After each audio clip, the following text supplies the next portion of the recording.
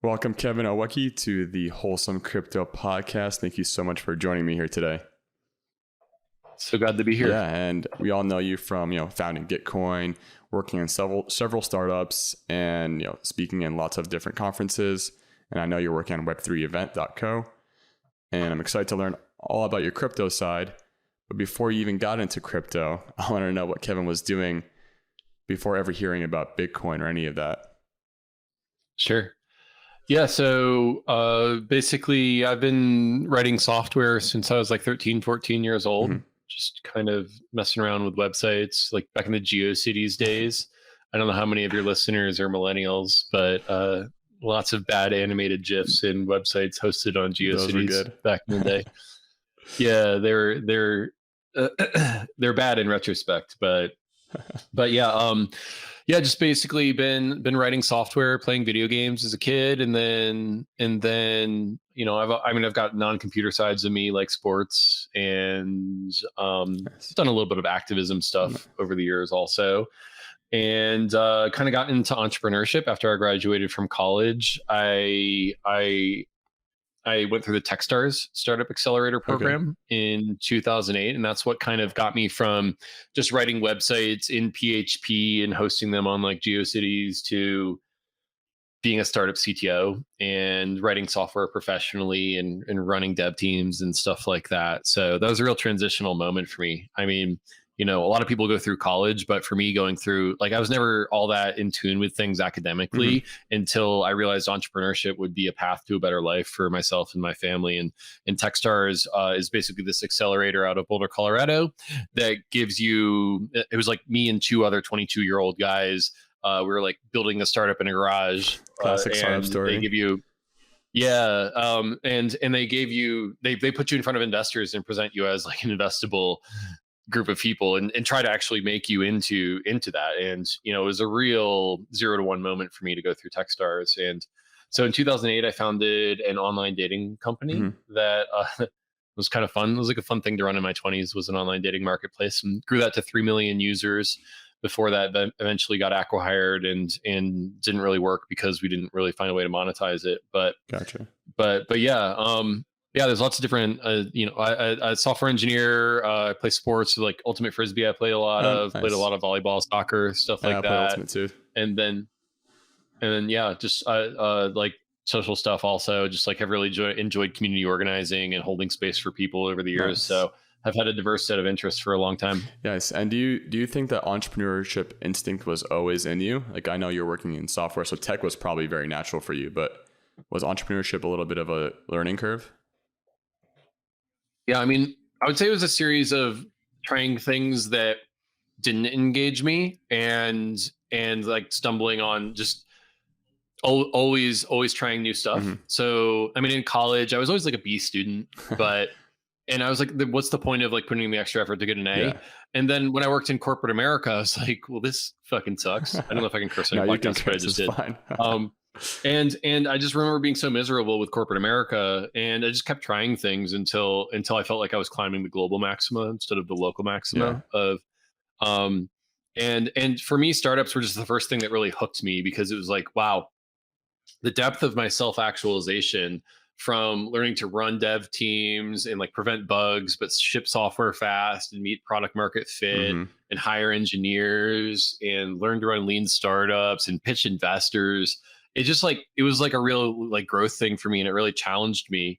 And that self-actualization from running startups, I think was one of like my favorite things, was that I left corporate America and I took a chance on startups, and I've been doing it for the last 15 years. It's been awesome. It's amazing. That's like I feel like a constant struggle with a lot of people, especially who are trying to do their own startup or trying to get more into entrepreneurship in any industry, not just crypto. And it's like, how do I take that jump or that risk and get into that lifestyle? Because it is hectic. It's crazy. It's not easy. Yeah.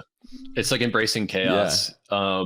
But one of the things that was hard for me, I remember I almost didn't make the jump because I was like, oh, corporate America's safe. Like, I really climbed the ladder here. But now when I look back at it, I'm like, oh man, the illusion of career safety that you have with one of those like corporate jobs, it's just an illusion. It's not like that really exists. The way that you create anti-fragility in your career is by hopping around every couple of years, gaining a bunch of different skills and being marketable on the job market. Whereas if I had stayed at that corporate job, I'm 37, 38 now. I just turned 38 last week. Happy birthday. If I had stayed at that job, then yeah, thank you.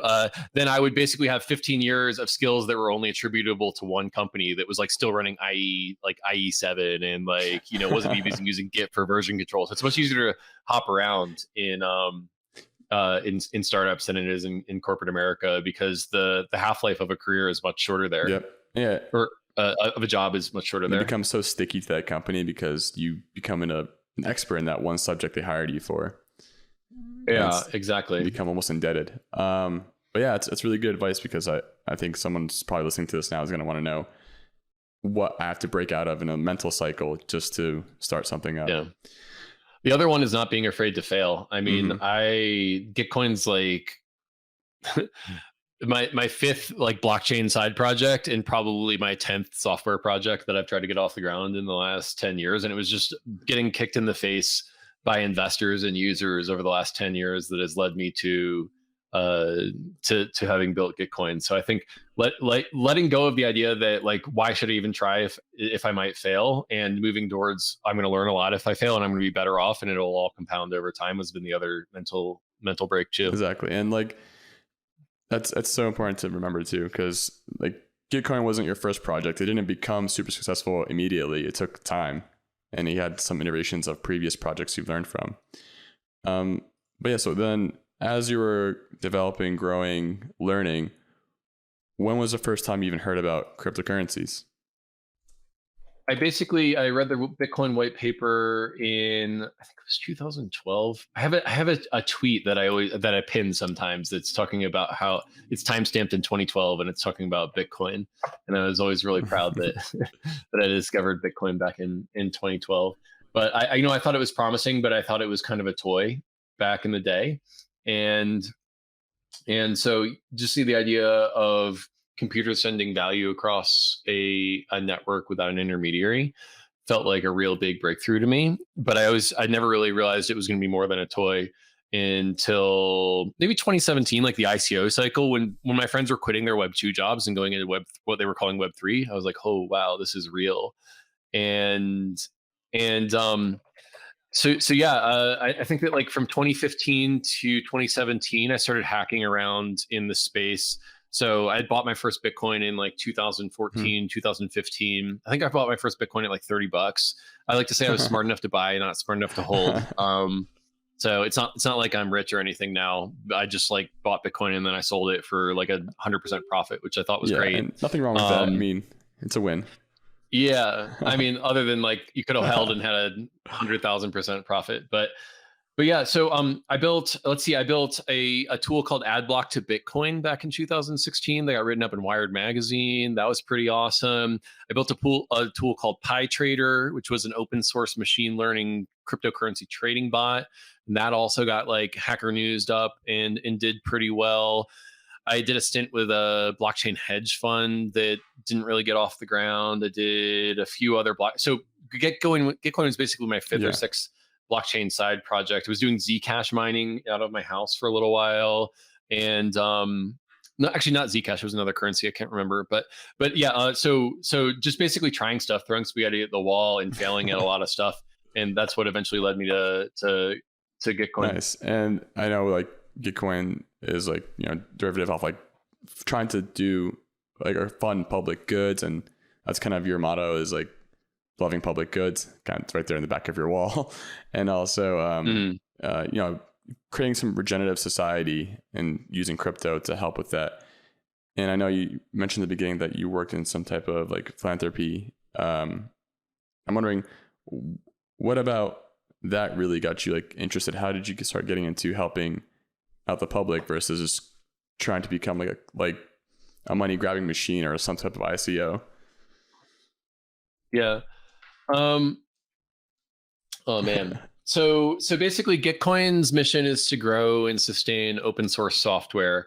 And basically there's two threads that I pulled in order to get to that mission. The first was that I was a startup CTO in VP engineering from 2008 when I went through Techstars to 2017, which is when I started Gitcoin. And I'd hired 45 software engineers during that time, and realized during that time that at first I was, as a new Hmm. CTO, I was reliant on recruiters. And basically the way it works is you give them a job description, and then they start feeding you candidates, and you interview the candidates. And if you like someone, then you pay them a 30K placement fee, 20% of the first year Oh, salary wow. for that engineer, and then you hire them. And what I didn't realize was that most of these recruiters are just like, they're buying $100 a month LinkedIn subscription, and they're just like spamming about these engineers in order to feed them to you. So there's an arbitrage between $100 a month and 30K that they charge you. And so why not cut them out? Why not cut out the intermediary? And so that was the first insight that led me to starting Gitcoin. The second was that everything I had done in my career was based off of open source software. Open source software is software that's got code that's available for Hmm. free to the public. And one of the problems with open source is that because the source code is free, it's hard to monetize. It's what's I later learned is called a public good, something that is non-excludable and non-rivalrous. So open source software, we know from a study in 2014, creates $500 billion per year in economic value, and there's no way to monetize it if you're an open source software developer. And so correcting that asymmetry between value created and value captured was kind of what we were trying to do with Gitcoin. And so that kind of, Vitalik later told me that that's public goods, and there's lots of other public goods. Journalism is a public good, climate is a public good, privacy is a public good. Just kind of sounds Yeah. oxymoronic as you say it out loud. But anyway, so I would say this idea of goods that are create a lot of value but are hard to monetize is the underserved market that the traditional system doesn't serve. And so, the kind of theory was that, oh, we can program our values into our money with blockchain. If we value public goods, we should be able to build economic systems that fund public goods. That's like the like theoretical deduction from first principles of why blockchain is powerful. But the real reason why Gitcoin has been successful is that there's $1 trillion in capital in the open source financial system, and everyone needs Hmm. developers. So like we just build the rails between the developers and the money, and that's been the key to success here because everyone needs Yeah. developers. So there's like a theoretical, and then there's the just like the market opportunity of that has allowed us to be successful, Yeah. I In your think. book, Green Pill, what was a great explanation on all that, because you explained Mm. crypto economics, why it's so important to regenerate or have that regen effect of funding open source projects, and kind of catering home to like, oh, if there's a project that needs to be funded, the people will want to help out where they can, especially if there is a way to fund it and pay the developers, whoever's building it, appropriately. And as you were, I guess, right before building Gitcoin and like hearing about cryptocurrencies, was that kind of what was like shooting off the neurons in your mind, like, oh, this is exactly where I need to start with, like, this is what your mind was going to of what I can use to build cryptocurrencies? Or did you have other ideas that were, I know you said have other projects, but Yeah. did you have other like motives when you were first building projects in the crypto world? Um, yeah, I mean, I think that like I've always just really liked frontier Hmm. tech. Going back to my time in corporate America, where I realized, oh wait, corporate America is very hierarchical, and it's the reason is that people have front run me by like 30 Yeah. years in their career, and now they're like senior chief architect 3 levels above me. And I didn't like hierarchies. I wanted to work with people my age. I wanted to work on the frontier because it felt like that's where the opportunity was. And so, in Web 2, I worked in social, I worked on clean energy, I worked on computer Gotcha. vision. And then I started in, around 2017, getting into artificial intelligence, machine learning. Had a virtual reality startup for like 6 months that we launched, and and we did okay, but it wasn't gonna be great. And so it's just being on the frontier was what really excited me intellectually.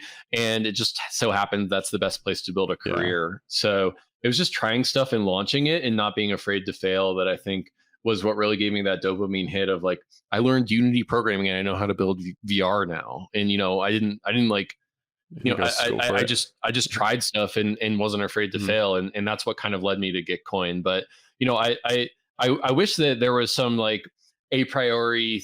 A priori just means like deduced from theory instead of from practice. But like I'm a very empirical thinker. I just like trying Yeah. stuff, and if I was a better a priori thinker, I think maybe I would have gotten to Gitcoin faster. But it was, in the reality, it was just trying a lot of stuff and failing it. And even if you look at Gitcoin, like Gitcoin launched with the mission of growing and sustaining open source, but we started off as a bounty network, which, like, in retrospect, no one gave a shit about the bounty network. It was only when Vitalik and Glenn invented Quadratic Funding, and we were the first ones to implement it, that Gitcoin actually got like to be a household name in the space. And it was because Glenn and Vitalik deduced, like, a priori Quadratic Funding, which is this beautiful vessel for funding public goods, and I can get into that. And we were the ones who just kind of put it to market and stuff like that. So I think just trying stuff and failing empirically is the answer to the question. Yeah, and I guess, can you go into Quadratic Funding just a little bit so our listeners can understand what that means? Totally. Yeah, can I share my screen, or is this an audio only show? It's both. So yeah. Okay. Well, I'll just speak to it because that'll be better for the audio listeners. So basically, Quadratic Funding is a way of funding public goods. Open source software is a public good. And it's based off of a paper that Vitalik Buterin, Glenn Weil, and Zoe Hitzig published in 2018 called A Flexible Design for Funding Public Goods. And basically the way it works is that we run a matching campaign on Gitcoin that matches contributions from the crowd once per quarter. And basically the way it works is that, say you've got a $3 million matching pool, Grants Round 14 happened to be a $3 million matching pool. You can match contributions from the crowd, but with Quadratic Funding, the matching isn't one-to-one. So basically, if you, Rudy, raise $100 from 100 contributors and I raise $100 from one contributor, then you are going to get 99% of the matching pool because you have a broader breadth of support that, as opposed to my one supporter.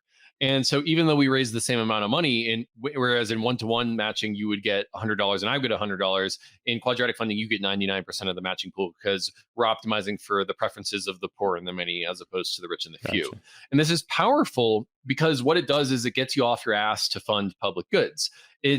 If I'm going to give you $1 and you're going to have $100 worth of impact because of the Quadratic Funding matching multiple, well, you're actually going to get out your wallet and you're going to give that $1. And so that's the power of Quadratic Funding, is it gets you over that free rider problem of, why would I even bother to fund this when I'm already getting it for free? And so that matching multiple is what gets people excited about Quadratic Funding. So far, Gitcoin Grants has raised $65 million worth of funding in the Ethereum ecosystem. You can go to gitcoin.co/results if you want to see that growth line over time. And that stats page updates every 3 hours or so. So right now it's at $65 million. By the time people listen to it, hopefully it'll be higher though. And did you ever feel like you would ever see this day? Like, was this something like, how much of a surprise was Gitcoin to you and its success? I mean, I pinch myself. I'm very happy to see how successful it's been, but it's still very much in evolution. I don't think that the Gitcoin experiment is complete, but it is night and day to go from, in 2017, building this thing in my basement with no one giving a shit about it at all, to having people tweet about it, having Vitalik Buterin tweet about it. And the number one most gratifying thing for me is going to EthCC or going to ETH Berlin and meeting someone who says Gitcoin changed my life because it allowed me to get it through a rough patch in my career, or it allowed me to meet a new contributor to my project.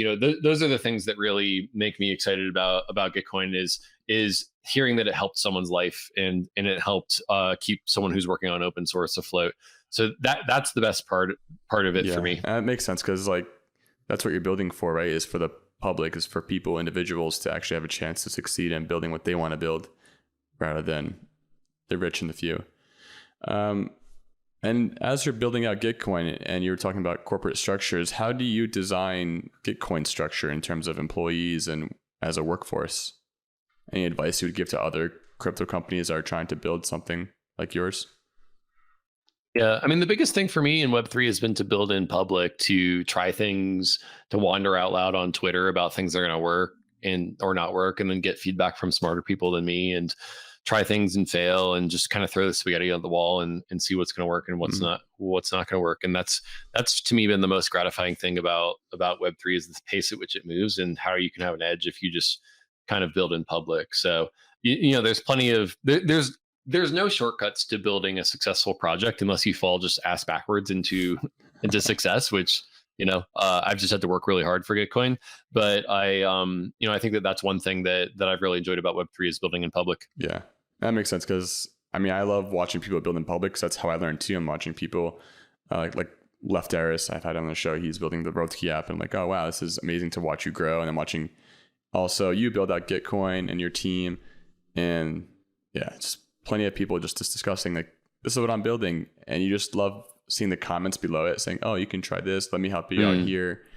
And community is key to this, and I think crypto has such a good influence on creating a strong community, and it shows. You can start seeing how effective it is. And yeah, I wonder if that would even happen without cryptocurrencies, because again, money does make things happen.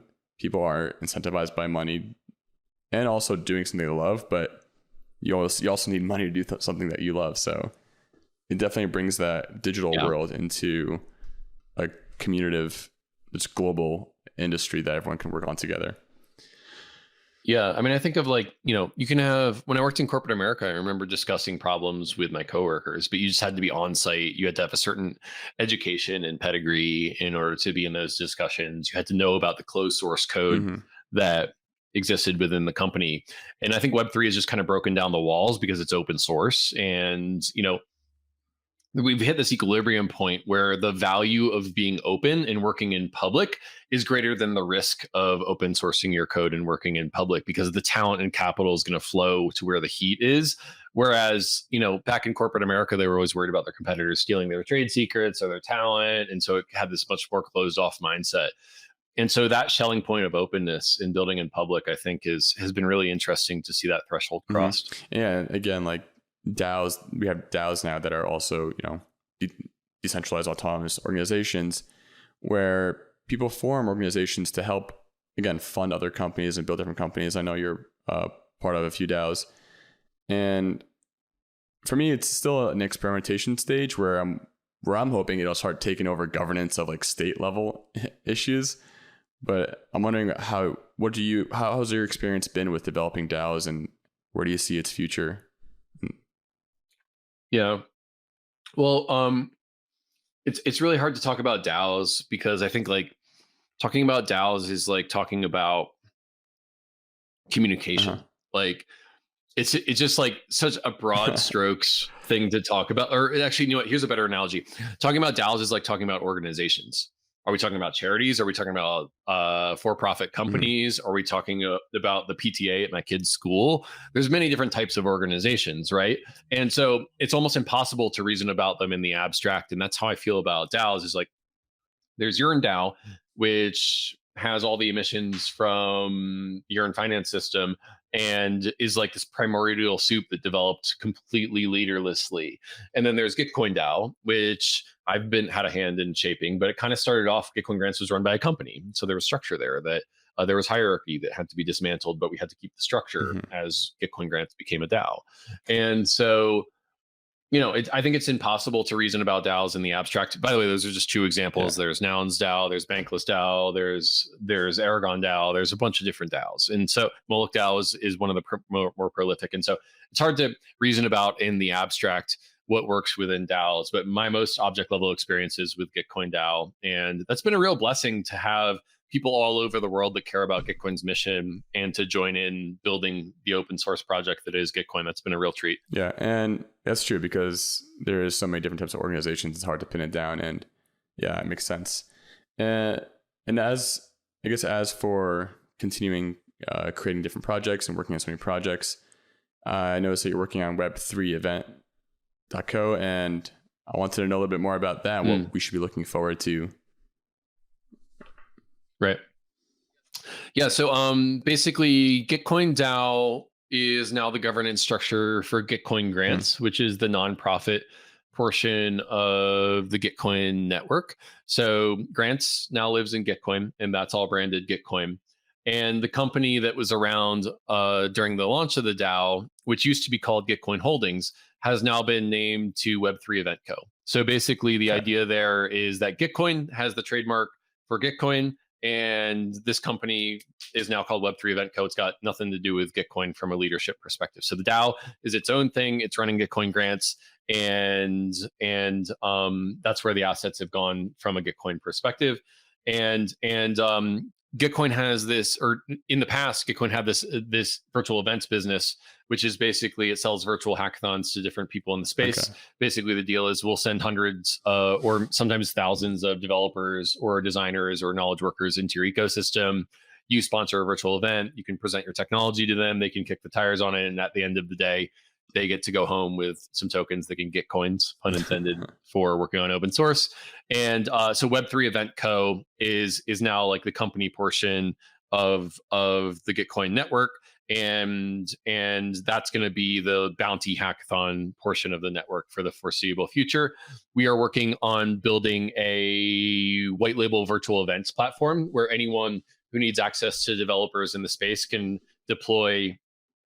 So in the past, it was deployed under the Gitcoin brand, but now in the future, it'll be deployed under whatever white label brand you want it to be. And we can just basically help developers earn for working on open source. So that's what Web3 Event Co is. And we're just working on things that are revenue generative and probably value creative to the Gitcoin network as well. That's awesome. Yeah. I mean, it's so nice that at a certain point of success, people tend to just take their success and like run. But I'm really happy that you're just keep giving back and giving back and giving back as much as you possibly can, and generating more people like you who are trying to create a better society for everybody. But yeah, as like you said, you're in a lot of different projects, and I know that you try to do some things outside of cryptocurrency, like play Ultimate Frisbee, spend time with family. But it is a tough hurdle. I mean, crypto is 24/7. It can never leave your mind if you don't let it or take a break from it. So what does Kevin do for fun thing or hobbies, things outside of cryptocurrency, or like kind of just mental decompression? Yeah, I mean, sports, I think, and exercise is a big thing. I live here in Colorado where there's a lot of nature. And so going for a trail run here and there is really a lot of fun, going with my golden retriever and running in the woods. So it's just nice to breathe fresh air and to touch grass and to be outside. Play with my kids and play with my family, I think, is something that's really fun to do and means a lot to me. Is to spend time with other people and loved ones is really important. I've been off and on of being a voracious reader. It just really depends on what I'm into. Sometimes I'll spend a lot of time clicking around crypto Twitter and having that sort of high fructose corn syrup information engagement. And sometimes I'll read books, mostly fiction, or like math. So yeah, stuff like that. But I think having a diversity of interests is really important because it can't just be all crypto all of the time. I mean, crypto is interesting because you can look at it from a societal perspective. You can look at it as a computer science thing. You can look at it as economics, game theory, community management. And so there are multifaceted things in that, but I do think that it's important to diversify your habits and not become a one-dimensional person. But I do know that, oh man, whenever my wife wants to go on a double date with like another couple, I'm like, oh man, is the other guy a sports guy, or am I going to be able to like nerd out on game theory with him? And the worst thing is, like, I can only feign interest in someone's fantasy football league for like 5 minutes before I'm out on a double date. It is tough. It's just like, it always amazes me how people can remember all the players' life stories and exactly what's going on with them. I'm like, I don't even know what's going on in my life that much. How do you know what's going on in their life so much? And it's just so funny. Yeah. I mean, I think it's as all encompassing as crypto is to us for a certain group of people is sports. Yeah. That's fine. So I guess when you are out and about, are you always like, do you feel like you're the crypto nut, like in your family and your friends, or do you feel like you have an equal ratio between people who understand this lifestyle and this industry, or not? Right. Yeah. I mean, between me and my wife, I'm definitely the crypto nut, and everyone has their own sort of interests they spin on. My wife is really into women's health. And so supporting her in that career trajectory and that interest has been a lot of fun. And she's equally as voraciously into that, as I am into crypto. But, I've got my tech friends, my non-tech friends, my college friends, my high school friends. And so it just depends on the context that we're in. We all show different parts of ourselves in different contexts, and so it just sort of depends on where you're at. That's awesome. Yeah, my fiance is also big into, I guess, mental health and I guess general well-being. She has her own business doing that, so I love supporting that with her and when I introduced the idea of blockchain, because she didn't know anything about blockchain until she met me. So I'm like, this is what it can do and decentralize the whole entire yoga industry. And she's like, her head turns, like light bulb goes on. Like she's like, what? This is what we need to solve the problem. Yeah. Like, so me and her are working out some stuff for that. But it's always exciting help, like just bringing someone else on board and seeing their like light bulb go off, and just being able to see what I see in this the future of this industry. Yeah. I mean, I think education in a way is, I'll bring this back to public goods for a sec, but education is the ultimate public good, right? The more informed a society is, the more prosperous the people are. And I think that education, whether it's crypto or math or science or art or any of these different subjects, is just such a good thing, not only for the individual, but for the society that people are in. And so having a mentor to go down that path is really important. Yeah. Did you have any mentors like that to help you out? Yeah. I mean, in college, I was in an honors fraternity, and the upperclassmen kind of coached me through some of the harder social aspects of college. In my career, I've had multiple people. I mean, starting a startup is no joke. It's really hard. It's very trial by fire, and having just other founders to talk to as peers. And, sometimes they're 5 or 10 years your senior. So it's really more of an asymmetric mentorship relationship. And, the short answer is yes. I actually started with Miles Matthias, one of my friends in the Boulder community. We started this thing called Startup CTO Lunches.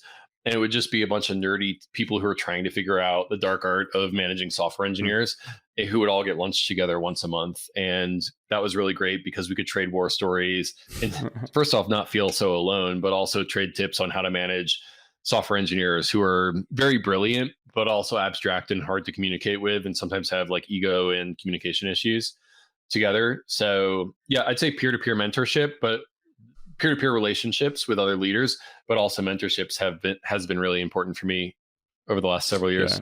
Yeah. And same for me too, because I've doing my MBA in college, it's more like the teachers who have been mentoring me through the experience, because I studied like entrepreneurship innovation, and kind of that, like you said, that push just to kind of put you over the edge of actually trying something and not being afraid to fail, and just running with it and seeing what happens. That's always been a great experience, and I think invaluable in itself. Totally, yeah. And back in the crypto industry, I love to learn something that's like a crypto pet peeve that you have, being in so many different industries and so many different startups.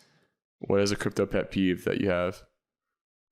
I mean, I think that, so I wrote this book called Green Pilled: How Crypto Can Regenerate the World. And you can get it at greenpill.party.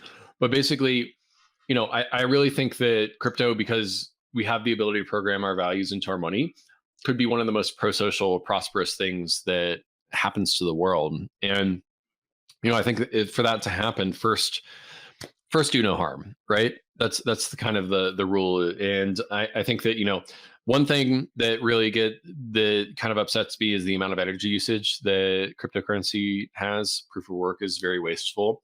And so the move to proof of stake, I'm really excited about, in the first do no harm thing. And then it's like, all the Ponzi's that fleece retail, whether it's like a Do Kwon style Terra that collapses and people's savings evaporate overnight when it was advertised to be a stable coin, or just like the all in all out Ponzi schemes like the Safe Moons of the world. I really think that those are just really bad for the industry. And so I think that Bankless, they always talk about how we're speed running the evolution of finance, and I really like to just speed run past all the cancers and the viruses and get to the Web3 equivalent of like mycelial networks or dolphins or humans, or like things that are the advanced species that are going to be like the apex, the keystone species of the tree of life of the Web3 economics thing. So, it's just the things that are bad for the world. And then, once those are washed out and we have an immune system against those, then the pro-social stuff can start to really dominate. So those are, I think, the peeves that I have. And so I think that we just have to evolve past them. And it's only a matter of time, in my opinion. Yeah. And that's the thing. We're humans, right? It's very natural for people to take advantage of a situation if they see that there's money to be made. Any means they're going to try to do it. And it's kind of sad when I hear, oh, cryptocurrency brings money laundering, it brings scams and Ponzi schemes. And that's what the media loves to, just throw out. It's because it attracts clicks. There's so much good that's happening from it, and it's needed for an online world, like privacy, data ownership, owning what you want people to read or write in your profile. Like that's important right now. Like even like the health system. I think I had I had a doctor's appointment, and my my mom got the email that I was supposed to get the email for, like confirming the appointment. I'm like, it wasn't a big deal. It was like a regular appointment, but it's just like, thanks for the HIPAA notification. Like that's not how it's supposed to work. But I'm pretty sure it's because like maybe as a child it was saved under her profile. But still, it's like, that's weird. It'd be nice to actually own your own data. And like as you said, like humans are just we're just different people, and it's like hard to believe in a world where I guess like you said, the cancers or viruses of the society don't exist. It's not possible. There will always be stuff like that. And like you're right, we're speed running through it a little bit faster than we usually would, because back in the day before the internet, it was much more on a smaller scale, and probably probably hard to pick out the certain people who do it, versus now where it's like Do Kwon, just a huge stable coin that collapsed and hurt millions of people. But hopefully that doesn't happen again, but we'll see what happens with that. Yeah. Well, that's the whole thing, is once bitten, twice shy is like the whole meme, right? So after you've been kind of fucked over by a system like that, you're going to be much more shy about where you put your capital. And hopefully we can develop an immune system where it's easier to defend than it is to attack these crypto economic systems that are good. And so I think that, this is actually one of the principles behind proof of stake, is that it's economically much more cheaper to defend a system than it is to attack it. And so, if you're launching something that's a scam, then hopefully the system's like the crypto media has an immune system against that, and it won't proliferate as fast. So that's where I hope to see us evolve to. But I think that once bitten, twice shy is the backup plan. Or it's not the backup plan, but it's what's happened so far with a lot of these things. Exactly. And like things like Bitcoin mining, I'm still hopeful, like for mining to encourage at least some type of renewable energy usage, like just solar, hydro, whatever it is. It's kind of like to help promote getting away with using like fossil fuels. But I know it's still intensive and unnecessary if we can avoid it. If you don't have to actually mine, we can use some of the other methods. But that was my hope with cryptocurrency mining in general. Yeah. So. Yeah. I mean, I think that, hopefully it's less energy usage once proof of stake launches, and that's really the next milestone that I'm focused on. Yeah. So hopefully we get to the merge soon enough. It's exciting times. So yeah, is there anything that you would have, I guess, want to give advice to certain people who are also trying to build in the industry and how to get started? Because it is a scary thing to do. And the thing I like to always give out is saying, help out where you can contribute. Like community management is a good one for almost anyone to do. But yeah.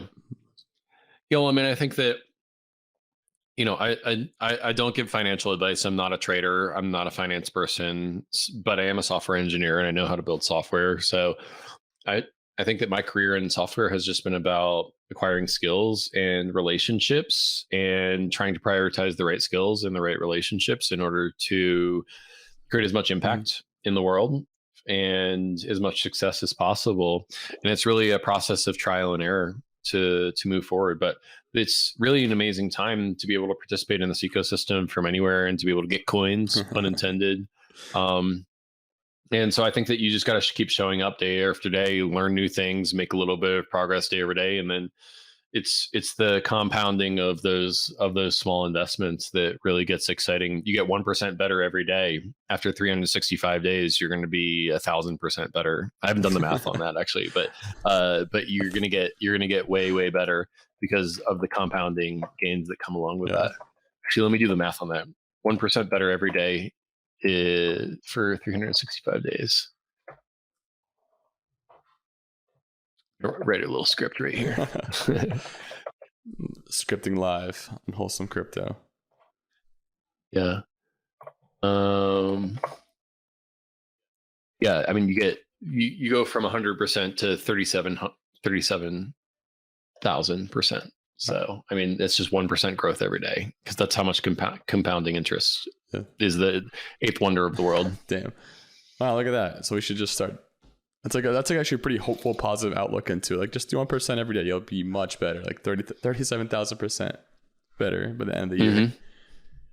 Yeah. Oh no, 3,700. I don't know if I misspoke there, but yeah. Still really amazing. Definitely learn a whole coding language in that time. So where do you think you would have been if you never got into crypto? Do you think, like, what would you have been doing? I'd probably still be working in Web2 startups. I mean, I like startups. I like tech, and I was working at a computer vision company before I started Gitcoin. Before that, I was working on a clean energy tech startup, and before that, I had the online dating startup. So probably doing something in Web2, whether that's, or it could have been another genre of frontier tech like AI, machine learning, virtual reality, stuff like that. Yeah. So being in tech is just never gonna. It's always gonna be your number one spot in building tech and stuff. Yeah, I mean, that's probably what I think I would do. I don't know if I'll always work in tech, but at least so far it's been what's engaged me the most. Yeah, it's exciting. It's new. But yeah, thank you. So, and as a final question, I'd love to know, out of all of your experience, what has been your favorite wholesome crypto moment? I really just love the moments where, you go to gitcoin.co/results and you can see the $65 million worth of open source that we funded. And that's a great quantitative view of what Gitcoin has been able to do.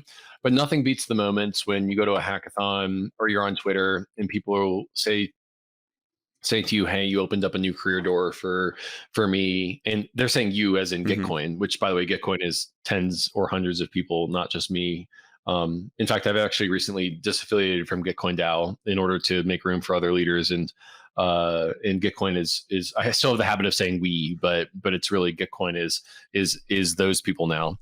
Anyway, so yeah, if it got people through a rough patch financially with Gitcoin grants, or it supported a career transition for them, that to me is the most wholesome, heartwarming thing in the world. And that's what keeps me up in the morning, is the human level impact of people who are able to work on what they love because of Gitcoin. So that's the most wholesome crypto moment for me. It's definitely appreciated and noticed because, yeah, like we said before, it's humans are awesome. There's a lot of good. Is much more good than there is bad, and it's just sad when the few hurt the reputation of the crypto industry, especially like now, like Tornado Cash being on OFAC. It's just like not necessary, not helpful to the industry as a whole, but it happens. And it's something we have to learn through and power through and keep developing and building. Hopefully it doesn't distract us from the good that's coming out of it. Yeah, for sure. Yeah, I have nothing to add there. I'm still digesting the whole Tornado Cash thing, so I have nothing smart to say there. All good. But yeah, thank you so much, Kevin, for joining me today. It's, awesome speaking with you. Awesome hearing your story. And I'm excited to keep watching you build any project that you build out, because it's just fun seeing that happen, and I hope the best. Yeah, thanks so much for having me. It was great to chat with you, and looking forward to hearing from your audience.